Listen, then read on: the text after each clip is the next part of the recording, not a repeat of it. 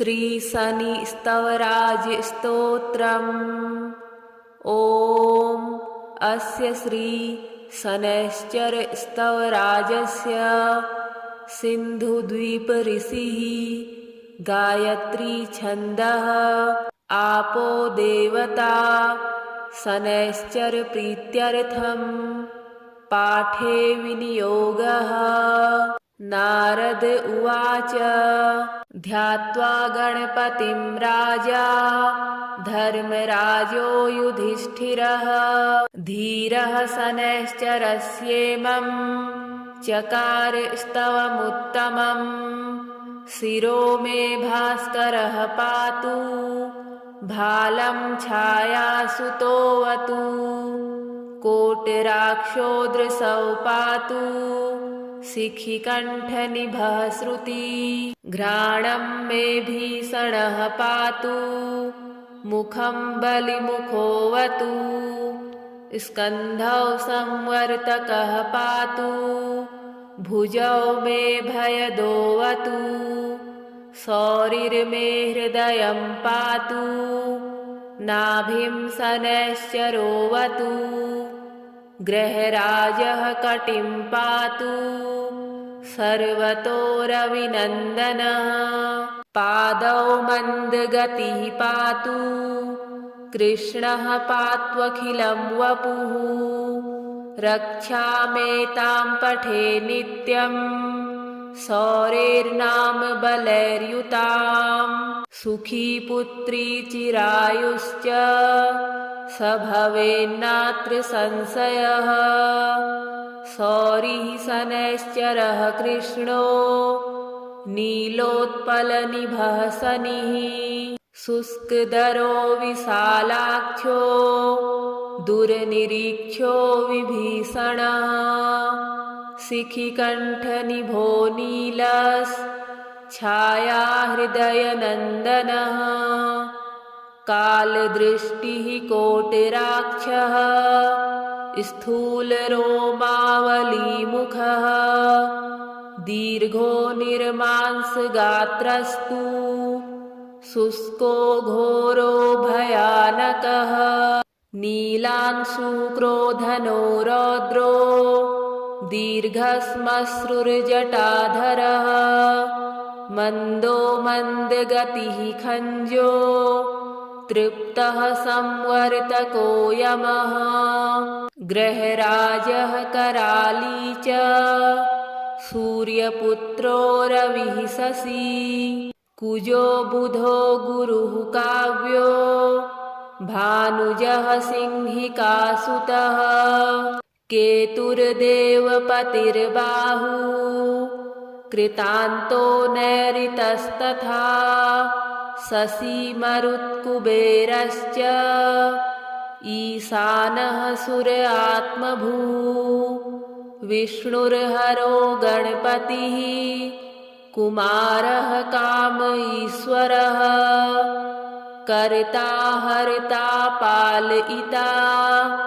राज्येशो राज्यदायकः छायासुतः श्यामलाङ्गो धनहर्ता धनप्रदः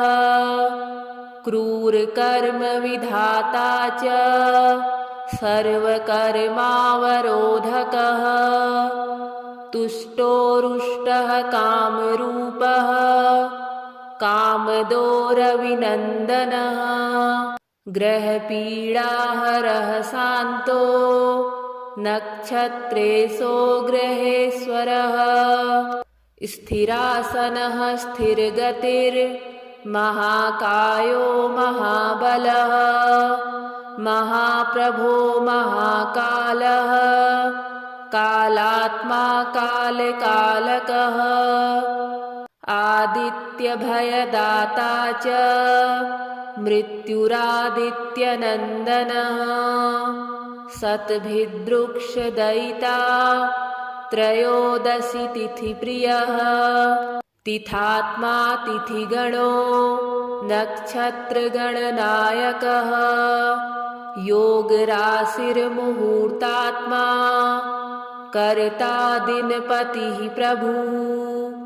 समीपुष्पप्रियः श्यामस्त्रैलोक्याभयदायकः नीलवासः क्रियासिन्धुर्नीलाञ्जनचयच्छविः सर्वरोगहरो देवः सिद्धो देवगणस्तुतः अष्टोत्तरशतं नाम्नां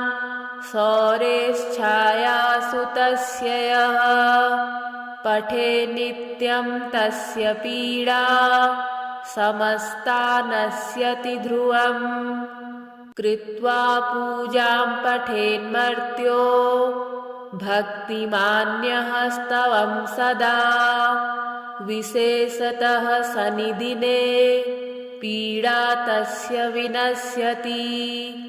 जन्मलग्ने स्थितिर्वापि गोचरे क्रूरे राशिगे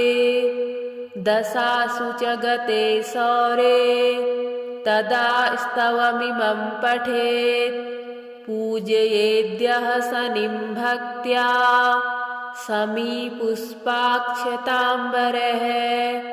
विधाय लोहप्रतिमां नरो दुःखाद्विमुच्यते बाधायान्यग्रहाणां च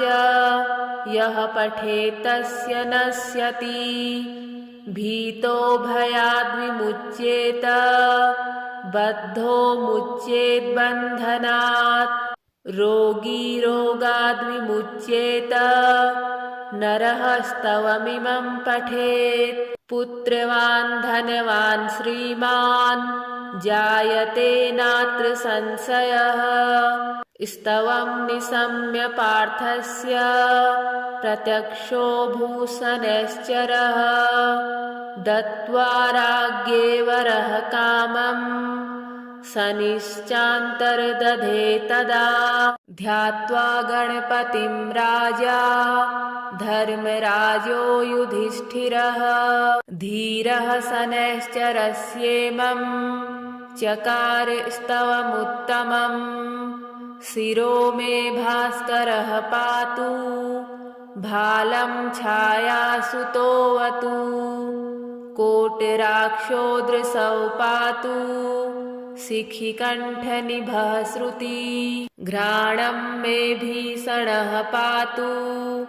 मुखं बलिमुखोऽवतु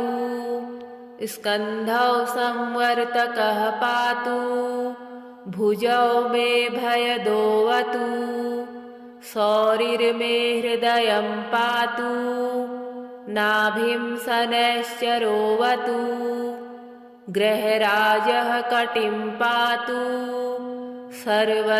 सर्वतोरविनन्दनः पादौ मन्दगतिः पातु कृष्णः पात्वखिलं वपुः रक्षामेतां पठे नित्यं सौरेर्नाम बलैर्युताम् सुखी पुत्री चिरायुश्च स भवेन्नात्र संशयः सौरिः शनैश्चरः कृष्णो नीलोत्पलनिभः शनिः शुष्कदरो विशालाक्षो दुर्निरीक्षो विभीषणः शिखिकण्ठनिभो नीलश्छाया हृदयनन्दनः कालदृष्टिः कोटिराक्षः स्थूलरोमावलीमुखः दीर्घो निर्मांसगात्रस्तु शुष्को घोरो भयानकः नीलांशुक्रोधनो रौद्रो दीर्घश्मश्रुर्जटाधरः मन्दो मन्दगतिः खञ्जो तृप्तः संवर्तको यमः ग्रहराजः कराली च सूर्यपुत्रो रविः शशी कुजो बुधो गुरुः काव्यो भानुजः सिंहिकासुतः केतुर्देवपतिर्बाहु कृतान्तो नैऋतस्तथा शशिमरुत्कुबेरश्च ईशानः सुर आत्मभूः विष्णुर्हरो गणपतिः कुमारः काम ईश्वरः कर्ता हर्ता पालयिता राज्येशो राज्यदायकः छायासुतः श्यामलाङ्गो धनहर्ता धनप्रदः क्रूरकर्मविधाता च सर्वकर्मावरोधकः तुष्टोरुष्टः कामरूपः कामदोरविनन्दनः ग्रहपीडाहरः शान्तो नक्षत्रेशो ग्रहेश्वरः स्थिरासनः स्थिरगतिर्महाकायो महाबलः महाप्रभो महाकालः कालात्मा कालकालकः आदित्यभयदाता च मृत्युरादित्यनन्दनः शतभिदृक्षदयिता त्रयोदशि तिथिप्रियः तिथात्मा तिथिगणो नक्षत्रगणनायकः योगराशिर्मुहूर्तात्मा कर्ता दिनपतिः प्रभुः समीपुष्पप्रियः श्यामस्त्रैलोक्याभयदायकः नीलवासः क्रियासिन्धुर्नीलाञ्जनचयच्छविः सर्वरोगहरो देवः सिद्धो देवगणस्तुतः अष्टोत्तरशतं नाम्नां सौरेश्छायासु तस्य यः पठे नित्यं तस्य पीडा समस्ता नश्यति ध्रुवम् कृत्वा पूजां पठेन्मर्त्यो भक्तिमान्यः स्तवं सदा विशेषतः शनिदिने पीडा तस्य विनश्यति जन्मलग्ने स्थितिर्वापि गोचरे क्रूरराशिगे दशासु च गते सौरे तदा स्तवमिमं पठेत् पूजयेद्यः शनिं भक्त्या समीपुष्पाक्षताम्बरः विधाय लोहप्रतिमां नरो दुःखाद्विमुच्यते बाधायान्यग्रहाणां च यः पठेत् तस्य नश्यति भीतो भयाद्विमुच्येत बद्धो मुच्येत् बन्धनात् रोगी रोगाद्विमुच्येत नरः स्तवमिमं पठेत् पुत्रवान् धनवान् श्रीमान् जायते नात्र संशयः स्तवं निशम्य पार्थस्य प्रत्यक्षो भूषणश्चरः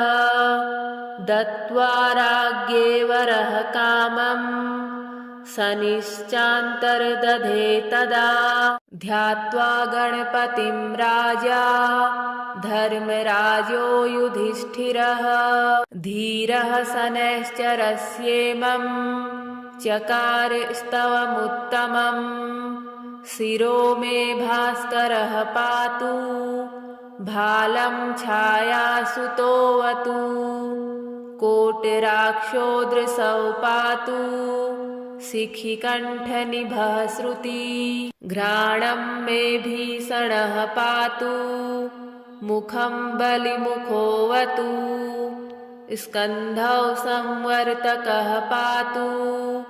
भुजौ मे भयदोऽवतु शौरिर्मे हृदयं पातु नाभिं शनैश्चरोऽवतु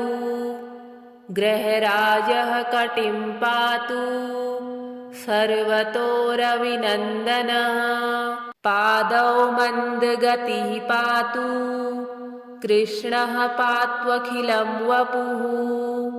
रक्षामेतां पठे नित्यं सौरेर्नाम बलैर्युताम् सुखी पुत्री चिरायुश्च स भवेन्नात्र संशयः सौरिः शनैश्चरः कृष्णो नीलोत्पलनिभः शनिः शुष्कदरो विशालाख्यो दुर्निरीक्षो विभीषणः शिखिकण्ठनिभो नीलश्छायाहृदयनन्दनः कालदृष्टिः कोटिराक्षः स्थूलरोमावलीमुखः दीर्घो निर्मांसगात्रस्तु शुष्को घोरो भयानकः नीलांशुक्रोधनो रौद्रो दीर्घश्मश्रुर्जटाधरः मन्दो मन्दगतिः खञ्जो तृप्तः संवर्तको यमः ग्रहराजः कराली च सूर्यपुत्रो रविः शशी कुजो बुधो गुरुः काव्यो भानुजः सिंहिकासुतः केतुर्देवपतिर्बाहु कृतान्तो नैऋतस्तथा शशी मरुत्कुबेरश्च ईशानः सुर आत्मभूः विष्णुर्हरो गणपतिः कुमारः काम ईश्वरः कर्ता हर्ता पालयिता राज्येशो राज्यदायकः छायासुतः श्यामलाङ्गो धनहर्ता धनप्रदः क्रूरकर्मविधाता च सर्वकर्मावरोधकः तुष्टोरुष्टः कामरूपः कामदो रविनन्दनः ग्रहपीडाहरः शान्तो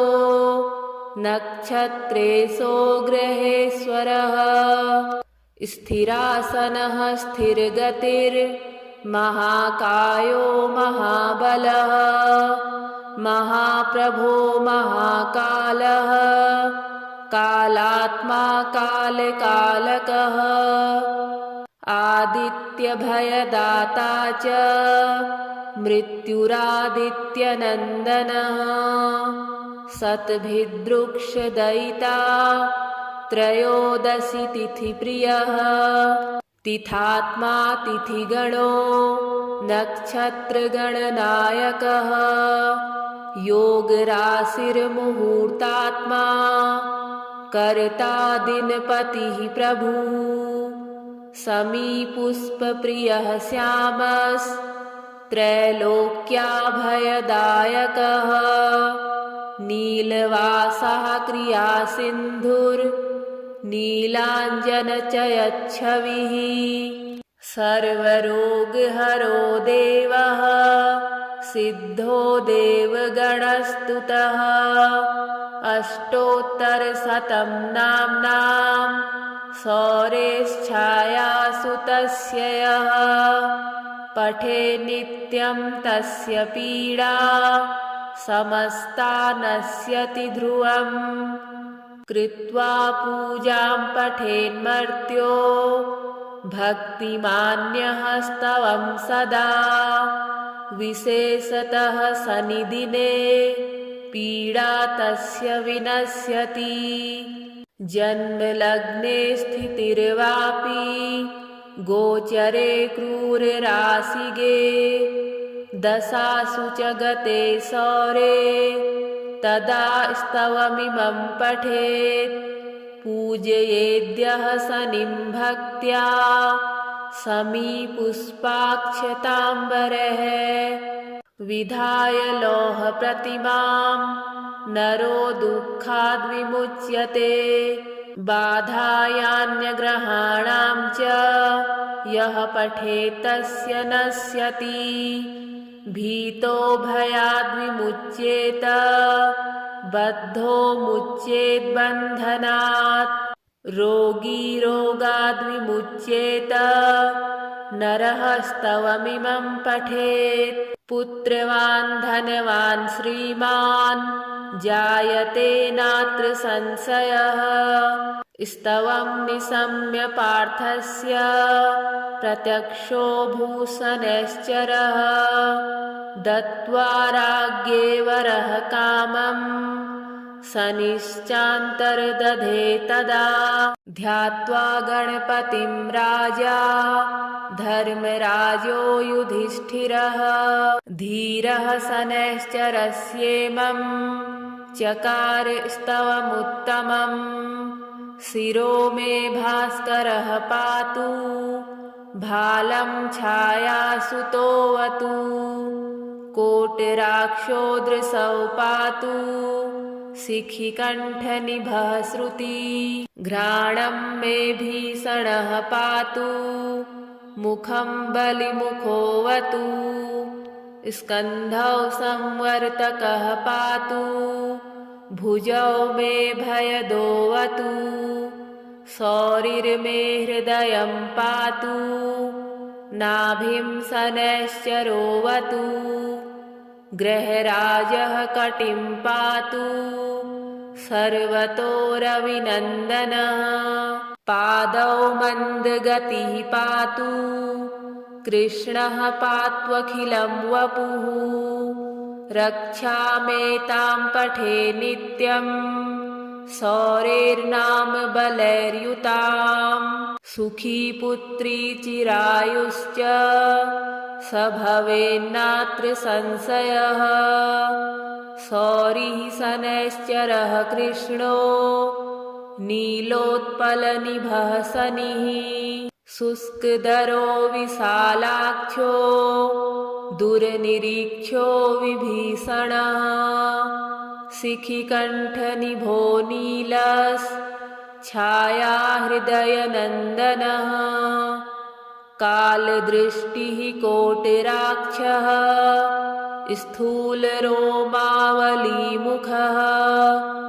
दीर्घो निर्मांसगात्रस्तु शुष्को घोरो भयानकः नीलांशुक्रोधनो रौद्रो दीर्घश्मश्रुर्जटाधरः मन्दो मन्दगतिः खञ्जो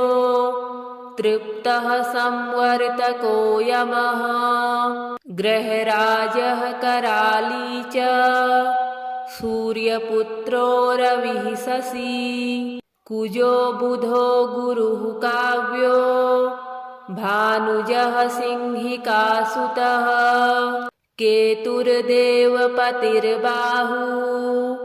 कृतान्तो नैऋतस्तथा शशी मरुत्कुबेरश्च ईशानः सुर आत्मभूः विष्णुर्हरो गणपतिः कुमारः काम ईश्वरः कर्ता हर्ता पालयिता राज्येशो राज्यदायकः छायासुतः श्यामलाङ्गो धनहर्ता धनप्रदः क्रूरकर्मविधाता च सर्वकर्मावरोधकः तुष्टोरुष्टः कामरूपः कामदो रविनन्दनः ग्रहपीडाहरः शान्तो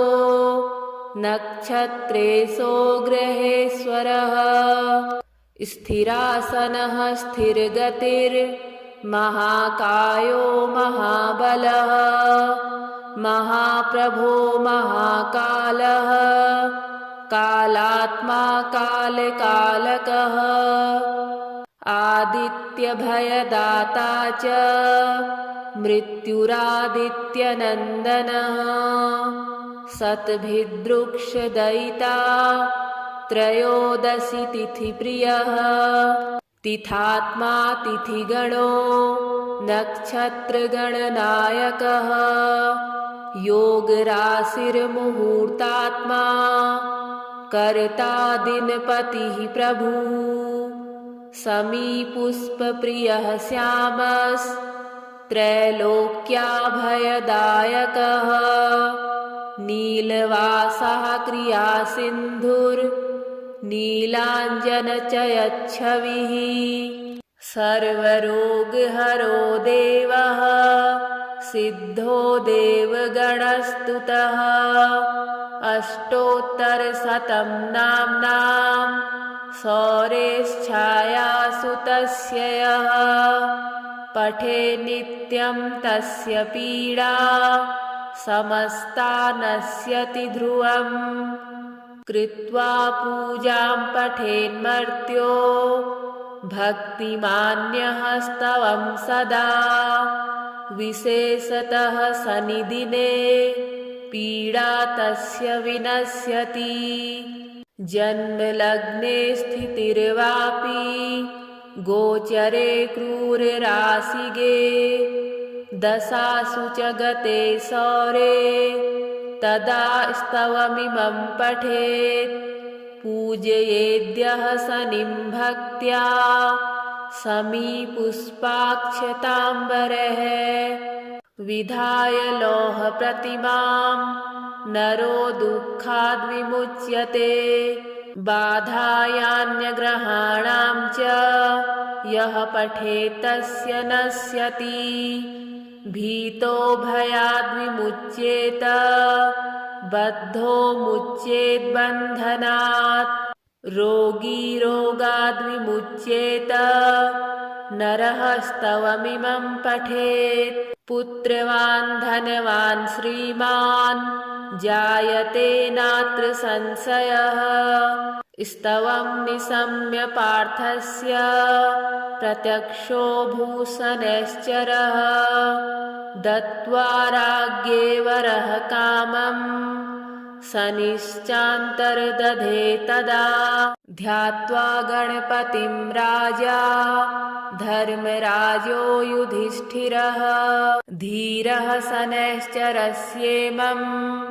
चकार स्तवमुत्तमम् शिरो मे भास्करः पातु भालं छायासुतोऽवतु कोटिराक्षोदृशौ पातु शिखिकण्ठनिभः श्रुति घ्राणं मे भीषणः पातु मुखं बलिमुखोऽवतु स्कन्धौ संवर्तकः पातु भुजौ मे भयदोऽवतु सौरिर्मे हृदयं पातु नाभिं शनैश्चरोऽवतु ग्रहराजः कटिं पातु सर्वतोरविनन्दनः पादौ मन्दगतिः पातु कृष्णः पात्वखिलं वपुः रक्षामेतां पठे नित्यं सौरेर्नाम बलैर्युताम् सुखी पुत्री चिरायुश्च स भवेन्नात्र संशयः सौरिः शनैश्चरः कृष्णो नीलोत्पलनिभः शनिः शुष्कधरो विशालाक्षो दुर्निरीक्षो विभीषणः शिखिकण्ठनिभो नीलश्छाया हृदयनन्दनः कालदृष्टिः कोटिराक्षः स्थूलरोमावलीमुखः दीर्घो निर्मांसगात्रस्तु शुष्को घोरो भयानकः नीलांशुक्रोधनो रौद्रो दीर्घश्मश्रुर्जटाधरः मन्दो मन्दगतिः खञ्जो तृप्तः संवर्तको यमः ग्रहराजः कराली च सूर्यपुत्रो रविः शशी कुजो बुधो गुरुः काव्यो भानुजः सिंहिका सुतः केतुर्देवपतिर्बाहु कृतान्तो नैऋतस्तथा शशी मरुत्कुबेरश्च ईशानः सूर आत्मभू विष्णुर्हरो गणपतिः कुमारः काम ईश्वरः कर्ता हर्ता पालयिता राज्येशो राज्यदायकः छायासुतः श्यामलाङ्गो धनहर्ता धनप्रदः क्रूरकर्मविधाता च सर्वकर्मावरोधकः तुष्टोरुष्टः कामरूपः कामदो रविनन्दनः ग्रहपीडाहरः शान्तो नक्षत्रेशो ग्रहेश्वरः स्थिरासनः स्थिरगतिर्महाकायो महाबलः महाप्रभो महाकालः कालात्मा कालकालकः आदित्यभयदाता च मृत्युरादित्यनन्दनः शतभिदृक्षदयिता त्रयोदशि तिथिप्रियः तिथात्मा तिथिगणो नक्षत्रगणनायकः योगराशिर्मुहूर्तात्मा कर्ता दिनपतिः प्रभुः समीपुष्पप्रियः श्यामस्त्रैलोक्याभयदायकः नीलवासः क्रियासिन्धुर्नीलाञ्जनचयच्छविः सर्वरोगहरो देवः सिद्धो देवगणस्तुतः अष्टोत्तरशतं नाम्नां सौरेश्छायासु तस्य यः पठे नित्यं तस्य पीडा समस्ता नश्यति ध्रुवम् कृत्वा पूजां पठेन्मर्त्यो भक्तिमान्यः स्तवं सदा विशेषतः शनिदिने पीडा तस्य विनश्यति जन्मलग्ने स्थितिर्वापि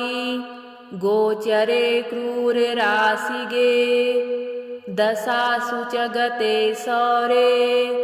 तदा स्तवमिमं पठेत् पूजयेद्यः शनिं भक्त्या समीपुष्पाक्षताम्बरः विधाय लोहप्रतिमां नरो दुःखाद्विमुच्यते बाधायान्यग्रहाणां च यः पठेत् तस्य नश्यति भीतो भयाद्विमुच्येत बद्धो मुच्येद्बन्धनात् रोगी रोगाद्विमुच्येत नरः स्तवमिमं पठेत् पुत्रवान् धनवान् श्रीमान् जायते नात्र संशयः स्तवं निशम्य पार्थस्य प्रत्यक्षो भूषणश्चरः दत्त्वा राज्ञे वरः कामं शनिश्चान्तर्दधे तदा।